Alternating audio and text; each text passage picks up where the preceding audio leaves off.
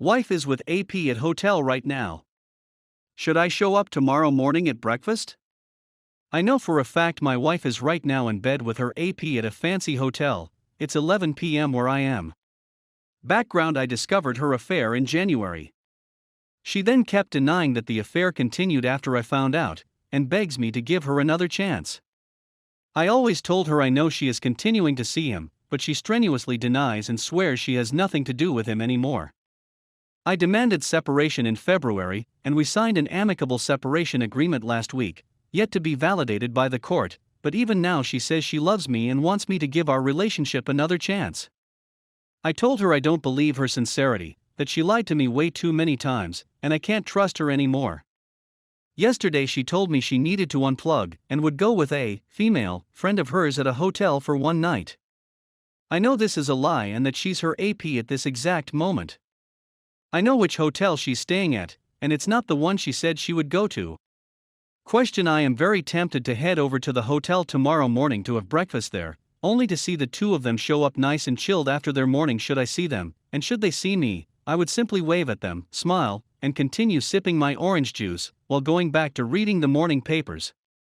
One serious side of me tells me I'm being childish and should just move on.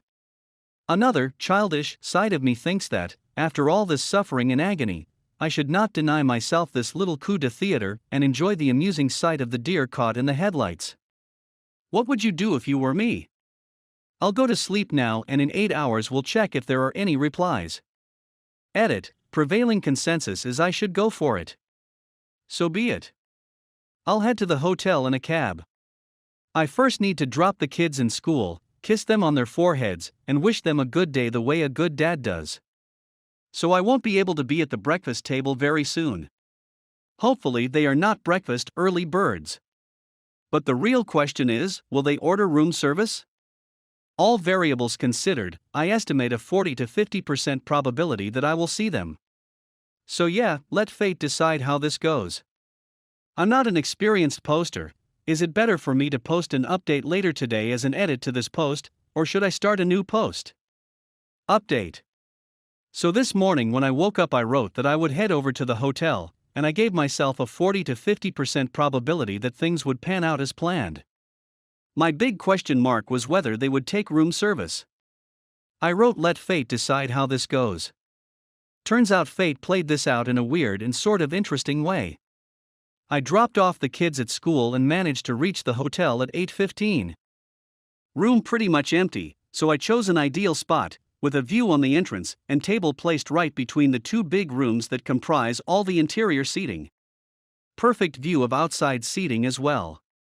I brought along a big wide newspaper and plugged a hole in the center, so that when the two would show up I would put the newspaper in front of my face and would still be able to see where they would sit. Took my Pano chocolate for of them, actually, a succulent chocolate muffin and a slice of banana cake. Orange juice as promised, and cappuccino de rigueur. I truly felt like a cop in a Hollywood movie first time I ever did this. Checked wife's WhatsApp to see the last seen time. Yes, she's awake. Of course she's awake, dude. There, just wait patiently. Long story short, I waited 245 hours. Average heart rate 160. Had to go take at a certain point, but no way I was going to leave my guard post. At 11 breakfast time ended and the two didn't show up. What a bummer. Apparently they did opt for room service after all. Not my lucky day, I guess. Or maybe I got it all wrong and she really is with her female friend at that other hotel. Now doubt inevitably starts to creep in. So I go take my overdue, put the carved out newspaper under my arm and despondently head for the exit, without forgetting to pay the equivalent of $40 for my luxurious breakfast. But wait. I did have a plan B. Before leaving my house this morning I picked up wife's passport. So I headed to reception and told the guy that I was asked by Mr.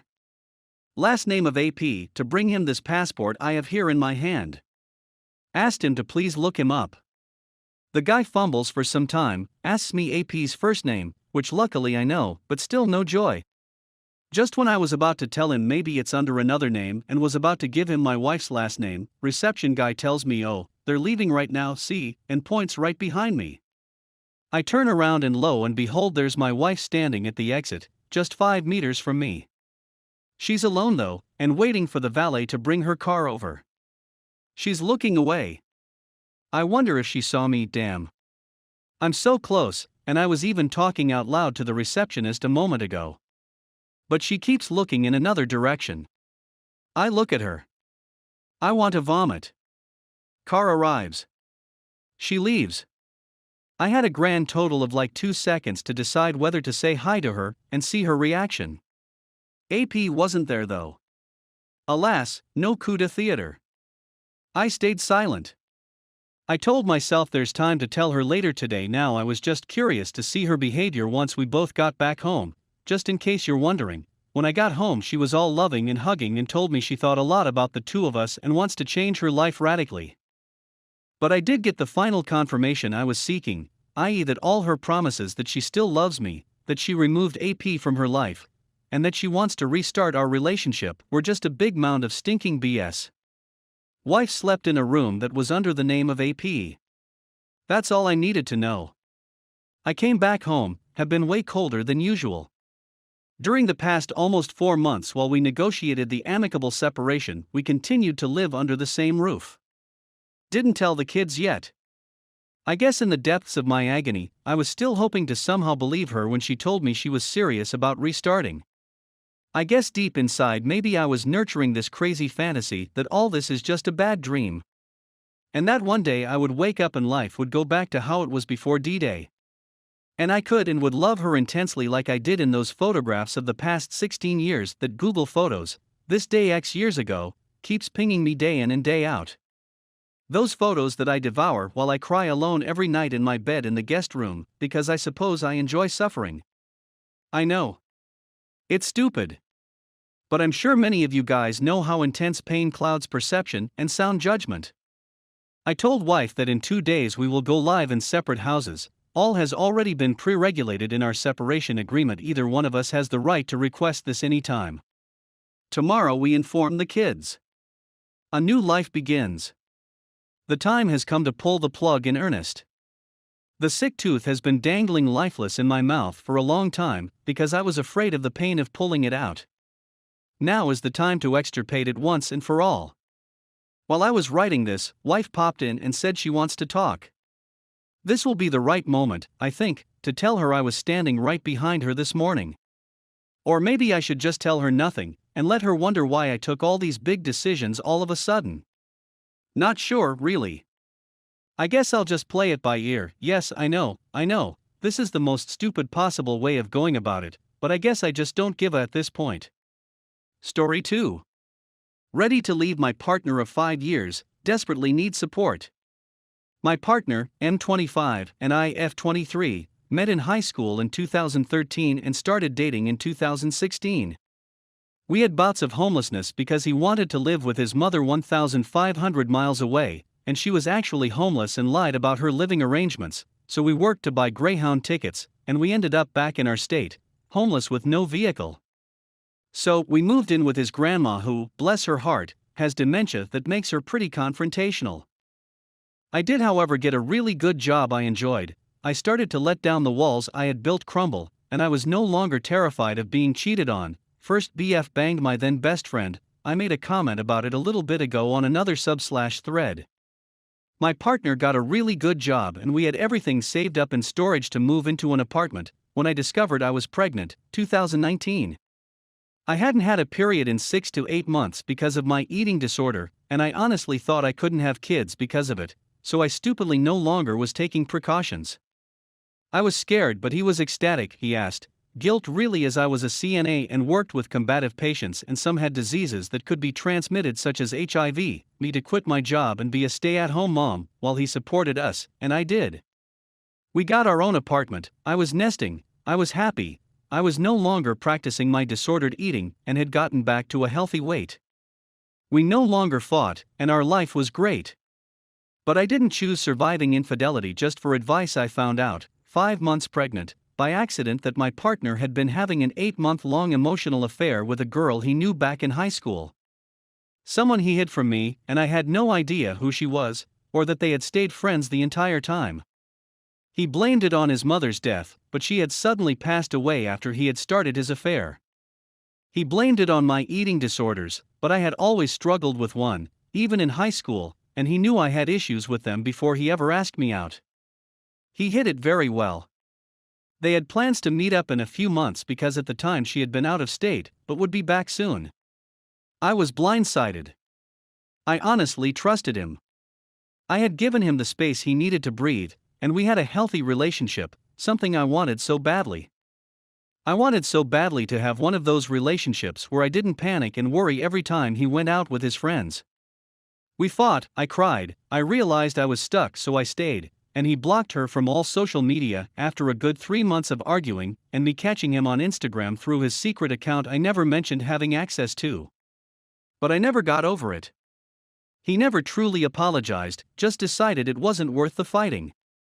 As time went on, he started to make comments about wanting to bang my younger sister who was about to turn 18. She did 2 days before I gave birth to our son in April 2020, and he even texted her creepily joking how she was 18 now on her birthday, and she let me know. I forgave him then, again after he gaslit me to say it was a joke and it's because we look so similar. Over the past 2 years I have endured the hurt from the betrayal, the anger at being stuck at home without a vehicle, and the anger and hurt every single time he brings up a girl he knows who he'd have with. Every single time he goes on and on about wanting to swap partners. My breaking point was Sunday. He got back home from his buddies, who they constantly talk about having foursomes or swapping partners with, and he tells me every little thing they talk about, every nude they share of their spouses, every girl he wants to bang, he tells me. He this time brought up how he'd sleep with his buddy's wife and talked about us having musical F***king, he describes it like musical chairs, except all us girls have our butts out and the guys take turns swapping partners, seriously. Again for a little bit, and within 5 minutes he asked if I could go over to my parents' house more so that he could spend a weekend there guilt-free, and knowing I wasn't going to be stuck home alone without a car with our son to care for. I cracked. TW, possible marital rape mentioned in next paragraph. I held it in, I stewed, I cried my heart out yesterday because I finally got over my stubbornness and saw what my future held. I do not deserve to be anxiety-riddled that he's going to sleep with every single woman in his life. I don't want to be 45 and find him in a long-term physical affair this time. We had a blowout argument over it last night. He tried to initiate and I was disgusted with him and myself. He doesn't take no for an answer, he usually just forces my pants off and forces himself on me, and I don't even fight it. I just tell him no, I don't want to have, and I am saying no over and over, until I just give up and fake enjoying it so it ends quickly. It hurts, I was left with severe internal scarring from my emergency C-section, and is very painful now. I did not want to have, and he was in the process of forcing my pants off again, so I told him why. He screamed, I screamed, he restrained me like every fight and yelled.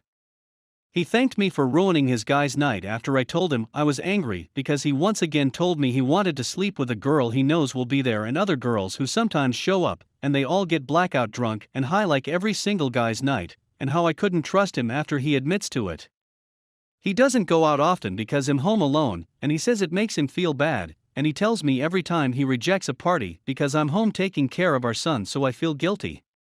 He yelled it's unfair every fight is over stupid stuff, how every guy wants to have with other women, and I should be thankful he actually tells me instead of hiding it. How he works so I don't have to and he's tired of being the only income, so I don't have a room to be ungrateful when he goes out. I want to leave him. I can't do this anymore. I deserve better. I'm scared of the future, I'm scared of the heartbreak that's in store for me. He is the only friend I have. When we get along great, and he can be hilarious and super sweet. It hurts so much and I haven't even left him. I have my parents' house to go to, they promised a safe place for me and my son, until I am strong enough to get on my feet and finally go back to school and support us. Just tell me I'm making the right choice. I've spent 5 years as a couple with him. I love him, I really do. I don't have anyone else. I don't have any friends, he is the only person outside of a few family members I talk to. But I deserve better. I don't want to live my life like this anymore, I can't. I just want some support. I want to know that it's going to be okay. I want to hear about how people were able to overcome the loss of losing someone you love, and I want to hear about how life is better now. I am going to take a short break after posting. I really need to do some activities with my son. I have let him watch Cocomelon far too long while I wrote this. I'll get back on in a few hours. Thank you for reading. Update. I'm getting in contact with a local domestic abuse facility that will hopefully be able to give me advice on moving forward with protecting my son from visitation. He has threatened many times I would never be able to leave with my boy, and I don't put it past him to take him for visitation once and try to run away. My mom, grandma by birth, mom by adoption, love, has been a big support for me RN. I keep wanting to back down, scared I'm going to regret this decision, but I know logically it's what is best not only for me but for my son. I might move over to abusive relationships, so when I do leave I'll have support for when I feel like running back. I'm going over this weekend to their house to talk about getting out. I'm not perfect, I have been diagnosed in the past with MDD, PTSD, and borderline PD, stemming from severe paranoia as a child. I desperately need to get into contact with a mental health organization before leaving because I am a self-harm/suicide attempt survivor, and it's crucial I have help right away.